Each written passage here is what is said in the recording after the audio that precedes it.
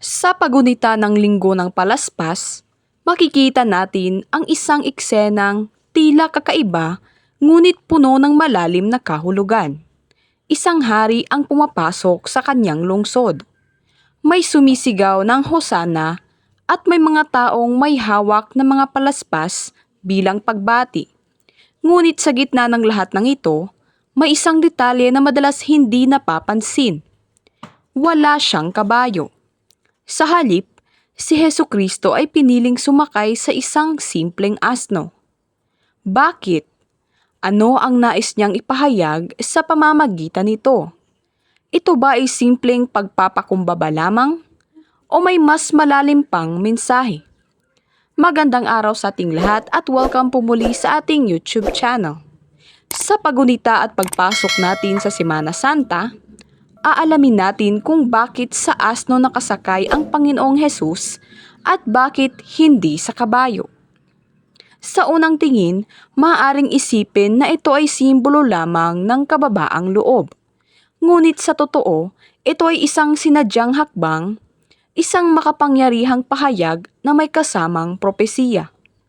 Hindi ito basta nangyari lamang. Ito ay katuparan ng isinulat sa aklat ni Zakaria. Masdan mo, dumarating ang iyong hari sa iyo. Mapagpakumbaba at nakasakay sa isang asno. Hindi basta nagpapakita si Jesus. Ipinapahayag niya ang kanyang tunay na pagkakakilanlan bilang ipinangakong hari. Para sa mga nakakaalam ng kasulatan, malinaw sana ang mensahe. Siya na nga ang hinihintay. Ngunit marami pa rin ang hindi nakaunawa. Noong sinaunang panahon, malinaw ang kahulugan ng dalawang hayop.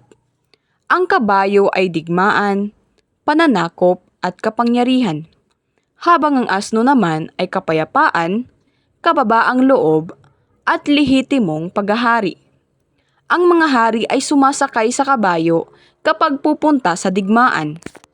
Ngunit sa asno naman, kapag sila ay dumarating ng may kapayapaan. Sa pagpili ni Jesus ng asno, para siyang nagsasabi ng walang salita. Ako ay hari, ngunit hindi ayon sa inaasahan ninyo. Hindi pinili ni Jesus ang asno dahil siya ay mahina. Maaari siyang pumasok sa Jerusalem na may mga anghel, otoridad at napakalakas na puwersa. Ngunit pinili niya ang pagpipigil. Ang asno ay hindi simbolo ng kahinaan. Ito ay kapangyarihang kayang kontrolin. Hindi kita sinasakop sa pamamagitan ng dahas. Inililigtas kita sa pamamagitan ng pag-ibig. Ayon sa mga ebanghelyo, ang asnong sinakyan niya ay hindi pa kailanman nasasakyan. Sa pananaw ng Biblia, ang mga bagay na inaaalay sa Diyos ay kadalasang bago. Hindi pa nagagamit at nakalaan lamang para sa Kanya. Ibig sabihin, banal ang sandaling iyon. Kakaiba ang kanyang paghahari at natatangi ang kanyang misyon. Walang ibang hari ang gumawa nito at wala nang makakagawa pa.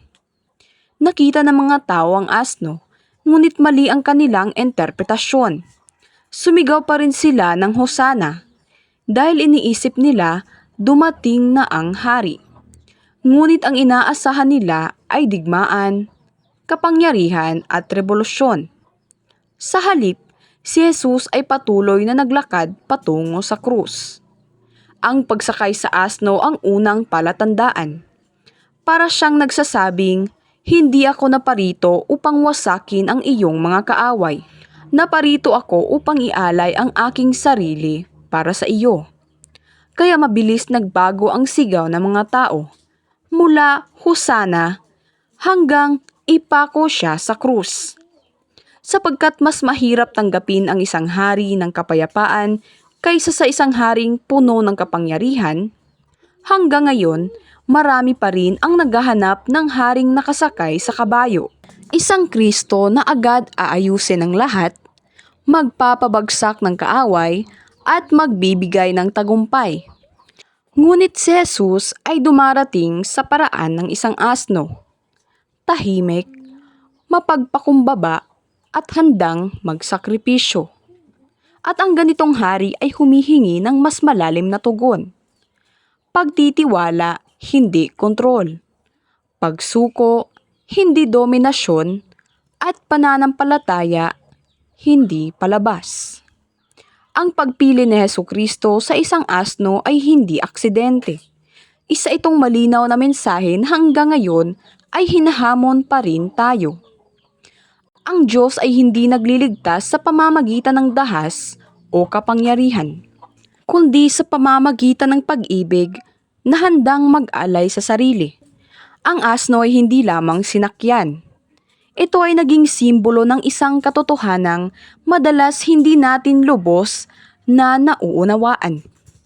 At marahil hanggang ngayon, marami pa rin ang hindi nakakaunawa sa mensaheng iyon.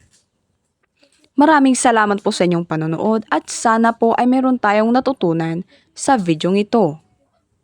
Good luck and God bless po sa ating lahat.